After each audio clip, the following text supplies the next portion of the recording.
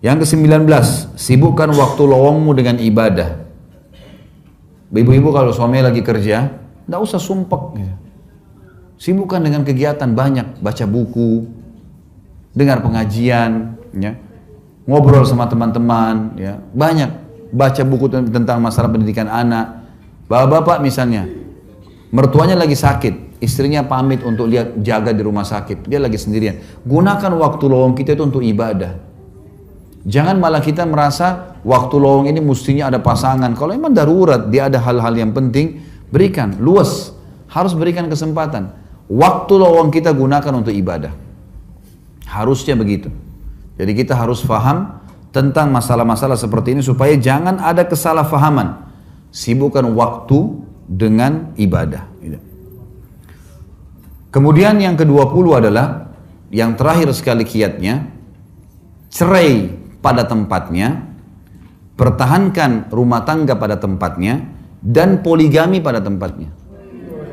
Oh iya, sebentar. Orang cerai misalnya. Cerai itu, kalau misalnya memang betul-betul harus dilakukan karena pasangan kita salah, maka berarti sudah, ya. Apa boleh buat cerai? Karena pasangan kita sudah nasihatin berapa kali tidak pernah mau baik. Jalan keluarnya cerai.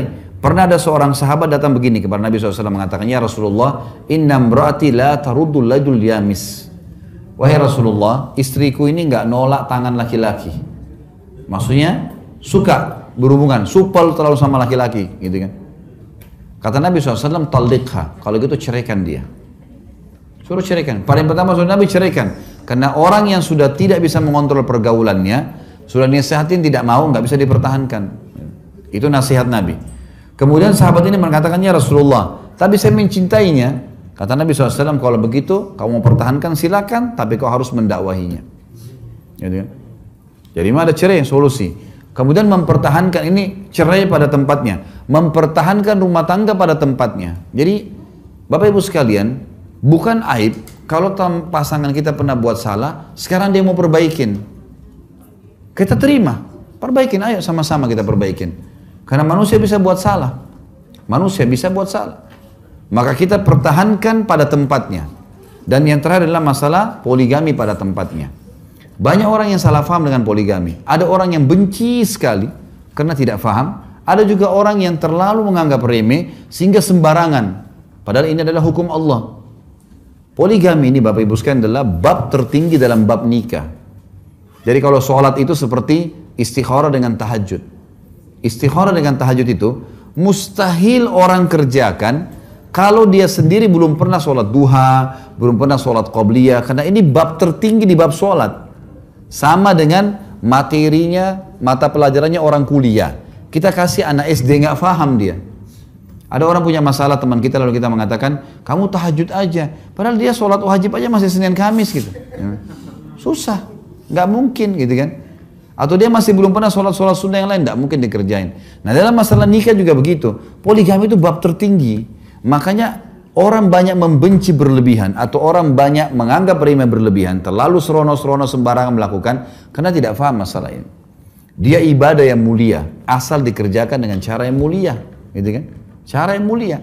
Kalau memang seseorang itu berniat mau menjalankannya, maka dia harus bersama-sama dengan pasangannya, laki-laki misalnya. Dia harus bisa merangkul istrinya bersama-sama mencapai target itu. Dengan ilmu agama, dengan keimanan, dengan mengatur program-program untuk ke situ. Bukan serono-serono, bukan sembarangan, sehingga akhirnya merusak rumah tangga yang pertama. Orang kalau mau buka rumah tangga, orang kalau mau buka perusahaan, misalnya saya buka restoran. Saya mau buka restoran lain cabangnya. Maka harus betul-betul administrasi di restoran yang pertama sudah rapi.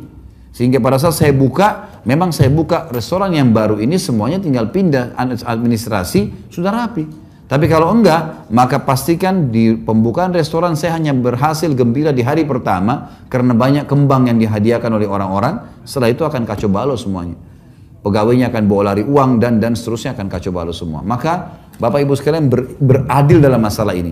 Jangan membencinya karena tidak paham. Jangan juga menganggap remehnya karena sembarangan melakukan. Jadi harus betul-betul dengan metode yang sangat santun, baik sehingga kita memahami kalau ini adalah agama Allah Subhanahu wa taala. Saya kasih contoh, ada satu orang yang saya kenal di Jakarta, dia menikah kurang lebih 15 tahun, nggak punya anak. 15 tahun nggak punya anak. Ini kisah nyata. Kemudian diteliti ke dokter, ternyata istrinya punya masalah. Jadi selain mandul, memang si istri ini punya penyakit, saya lupa jenis penyakit apa pada saat itu disebutkan. Jadi kalau berhubungan biologis sama suaminya, pasti dia tiba-tiba flu, demam. Si suami ini kena virus itu. Pasti habis berhubungan, pasti flu. Dia sampein ke orang tuanya, ibunya nggak percaya, ayahnya nggak percaya. Sampai dia pernah selesai berhubungan sama pasangannya, lalu dia datang, lalu dia mengatakan, ini lihat hasilnya. Memang seperti orang yang sakit flu berat dan ini. Jadi dokter memang betul-betul seperti itu. Baik, apa solusinya? Mandul nggak bisa punya anak. Kemudian juga kalau berhubungan ada masalah nih, mau diceraikan istrinya, 15 tahun bersama-sama. Gimana caranya menceraikan ini? Nggak mungkin gitu. Dia juga berat. Tapi kalau dia juga tetap pertahankan rumah tangga, dia nggak bisa punya anak. Maka ini salah satu pintu kalau orang mau poligami. Karena memang ada hal di sini solusi diberikan dalam agama. Sama cerai solusi, sama juga poligami itu solusi, gitu kan? Adalah jalan keluar bagaimana seseorang bisa menemukan sesuatu yang memang kalau sudah mentok di sebuah titik yang dia harus menjalankan sehingga tidak ada hal yang dirugikan. Allahu a'lam.